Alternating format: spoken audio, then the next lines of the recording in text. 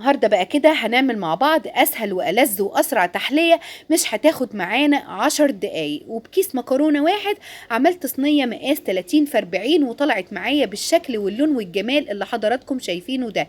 وكمان هنتكلم على سر التسويه بتاعتها. هنعمل النهارده العزيزيه الدمياطي بكل حاجه موجوده في البيت وبطريقه سهله جدا واحلى كتير كتير من المحلات. يلا بينا كده نصلي على الرسول ونبتدي الفيديو بتاعنا. بس ما تنسوش تحطوا لي اللايك، واللي مش مشترك في القناة يشترك. جبت بقى كده الحلة على البوتاجاز وحطيت فيها كيس مكرونة 400 جرام، ونزلت على كيس المكرونة بالمية، ويا دوب المية تكون مغطية المكرونة، انا مش هنزل بمية كتير. هنزل بقى كده على المكرونة بتاعتي وهي بتستوي ب3 معالق كبار من السكر. انا عايزة المكرونة بتاعتي تبقى مسكرة واخدة من طعم السكر. هنقلب بقى كده المكرونة، اي نوع مكرونة عندك حطيه، مكرونة سباكيتي، مكرونة اقلام، مكرونة عقل، اي بواقي عندك من المكرونة حطيها. هنقلب بقى كده المكرونه ما بين كل فتره والتانيه لحد كده ما تكمل التسويه بتاعتها، واحنا بنغطيها نوارب الغطا علشان ما تفرش. ادي كده المكرونه بتاعتي كملت التسويه بتاعتها. هنجيب بقى كده على الكيس المكرونه اللي هو ال 400 جرام، هياخد معايا 2 لتر ونص من الحليب. انا هسيب لكم كل المقادير وكل المكونات في صندوق الوصف. نزلت بقى كده على الاتنين لتر ونص حليب ب8 معالق كبار هرميين من النشا. وهبدا بقى كده اقلب على البارد. اللبن بتاعي بارد يا جماعه، ما هوش سخن ولا هو دافي. هنقلب النشا كويس جدا بالمضرب اليدوي علشان انا مش عايزه النشا يعمل اي تكتلات. بعد كده ما قلبت النشا هنزل بكوبايه ونص من البشر اللي هو جوز الهند. ممكن تحطي كوبايتين عادي، ما فيش اي مشكله. وهنزل كمان بالسكر. انا مش هحدد لكم كميه سكر معينه، لان السكر بيكون على حسب الرغبه، عايزينها مسكره قوي، عايزينها مظبوطه، عايزينها تكون عدبه، يعني انا مش هحدد لكم كميه للسكر. يبقى حطيت على الحليب 8 معالق كبار من النشا وقلبتهم عشان التكتلات، ونزلت بكوبايه ونص من البشر اللي هو جوز الهند. هنزل بقى كده على المكرونه بتاعتي بالاضافات اللي انا حطيتها على الحليب. هبدا بقى كده اقلب الحليب بالنشا بجوز الهند كده مع المكرونه كويس جدا. ممكن بقى كده تاخدوا الحاجه دي كده كلها وتضربوها في الخلاط. انا عندي هاند بلندر فاستخدمت الهاند بلندر وقلبت كده كله كويس، علشان المكرونه طبعا نشويات فبتعمل تكتلات، فانا طبعا هفك التكتلات دي بالهاند بلندر. ممكن بقى تاخدوا الكميه دي كلها وتحطوها في الخلاط. لو انت ما عندكيش هاند بلندر هنضرب كل الحاجات دي في الخلاط. احنا مش بنوقف نفسنا يا جماعة على اي حاجة. ادي كده بقى ضربت المكرونه بالنشا بالبشر يعني بالسكر بكل حاجه. وبدا كده بقى القوام بتاعها كده يتقل. بعد القوام بتاعها ما تقل انا حطيت عليها وش لبن. عايزه تحطي قشطه حطي، عايزه تحطي كريم جانتيه حطي، يعني الاضافات دي اللي يعجبك. عايزه تحطي اي حاجه من دي حطيها. المهم ان انت لو ضربتيها في الخلاط طبعا بترجعيها تاني في الحله وبتولعي كده عليها البوتاجاز، وبتفضلي بقى كده تقلبي لحد كده ما القوام بتاعها يتقل زي الرز بلبن بالظبط.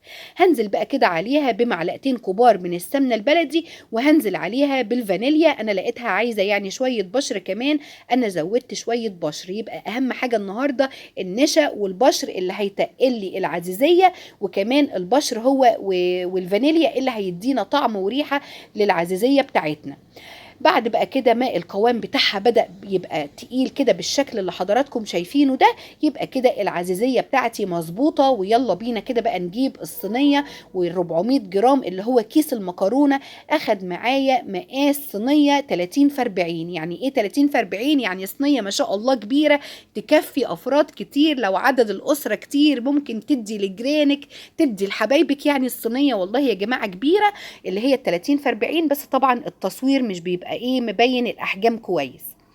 ادي كده العزيزيه بتاعتنا. افردوا بقى كده كويس في الصينيه وادوا كده خبطتين، وعلى الوش كده نزلت بسمنه بلدي. السمنه البلدي هي اللي ادت يا جماعه اللون اللي شفتوه في اول الفيديو. في ناس بتحط كده على الوش بيض، في ناس بتحط عسل، يعني اللي يعجبكم، لكن انا بحط سمنه بلدي. طبعا عزيزيه ومتعززه واحلى كتير من المحلات بره. يعني طبعا المحلات مش بتحط الاضافات الكتير اللي احنا بنحطها في قلب البيت، علشان كده انا بقول لكم حاجة البيت بتكون احلى كتير كتير من حاجة بره.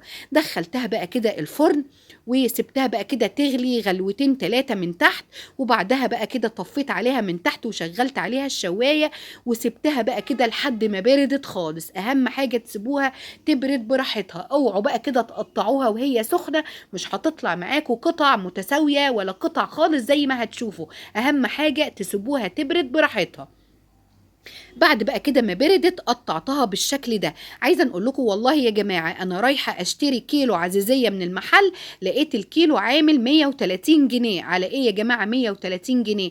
انتوا عارفين كيس المكرونه وشويه اللبن اللي احنا حطيناهم وشويه النشا وجوز الهند، حاجات في قلب البيت، يعني حاجات مش بنجيبها من بره، وعملت معايا الكميه دي. يعني الصينيه اللي هي مقاس 30 في 40 دي ممكن تطلع لك حوالي 2 كيلو ونص من العزيزيه، يعني كميه قليله جدا عملت معانا الكميه اللي حضراتكم شايفينها دي. وطلعت معايا بقى قطع، وطلع معايا اللون بتاعها وطعمها بقى مش عايزه نقول لكم. لازم والله يا جماعه تجربوها. ممكن بقى لو انتوا مثلا رايحين زياره لحد، رايحه مثلا لمامتك كده، ممكن تعملي لها صينيه وتحطيها في علبه. ممكن بقى لو رايحه زياره لحد بدل ما تشتريها من بره يعني تعمليها في البيت وتحطيها في علبه. وممكن تعملي معاها كمان كيكه وتقدميها برده كده في زياره.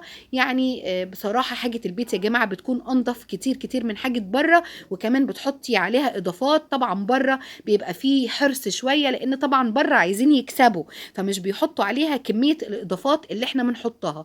بصوا شايفين الشكل يا جماعه، واللون والجمال والطراوه، وقد ايه هي كريميه. بصوا شايفين، يعني انا بشيلها بايديا، بصوا انا بقطعها لكم اهي بالمعلقه علشان تشوفوا قد ايه هي كريميه وفي منتهى الجمال.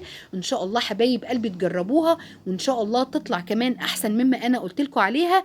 ربنا يحسن ما بين ايديكم حبايب قلبي. يلا بقى كده حطوا لي اللايك، انتوا لسه ما حطيتوش اللايك. انا قناتي يا جماعه صغيره، فبالله عليكم ما تستخسروش فيا اللايك والاشتراك، لان كمان بيجي لي عدد الغير مشتركين بيشوفوا فيديوهاتي اكتر من المشتركين، فما تستخسروش فيا اللايك والاشتراك. احنا بنتعب يا جماعه في فيديوهاتنا كتير كتير.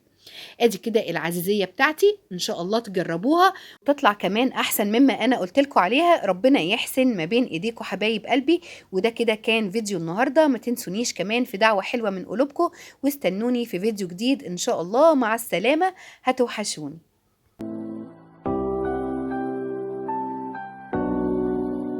خليك لي يا غالي ونطير معاك ليالي، ما تخلي الوقت يسالي يا حبيب الروح. خليك لي يا غالي ونطير معاك ليالي.